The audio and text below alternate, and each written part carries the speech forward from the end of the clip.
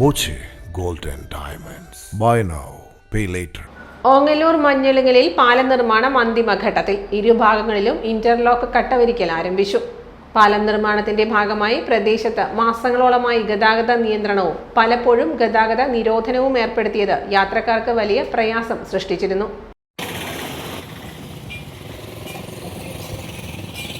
പട്ടാമ്പി കുളപ്പള്ളി പാതയിലെ മഞ്ഞളുങ്ങൽ പാലത്തിന്റെ കോൺക്രീറ്റിംഗ് പൂർത്തിയായതിനു ശേഷം 2 വശങ്ങളിലുമുള്ള ഭാഗത്താണ് ഇപ്പോൾ കട്ടവിരിക്കൽ പ്രവൃത്തികൾ പുരോഗമിക്കുന്നത്.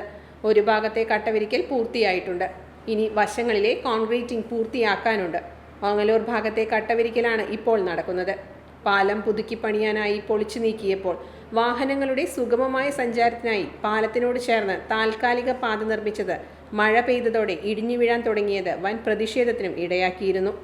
തുടർന്ന് താൽക്കാലിക പരിഹാരം കണ്ടെത്തിയതിനെ തുടർന്നാണ് ഇതിലൂടെയുള്ള ഗതാഗതം പുനഃസ്ഥാപിച്ചത്. പ്രവർത്തികൾ പൂർത്തിയാക്കി പെട്ടെന്ന് തന്നെ റോഡ് ഗതാഗതത്തിന് തുറന്നു കിട്ടുമെന്ന പ്രതീക്ഷയിലാണ് ജനങ്ങൾ. Time kids pre school, Mannannur road, Vaniyamkulam. .view news. കാഴ്ചകളാണ് ലോകം, കണ്ടു തുടങ്ങുക.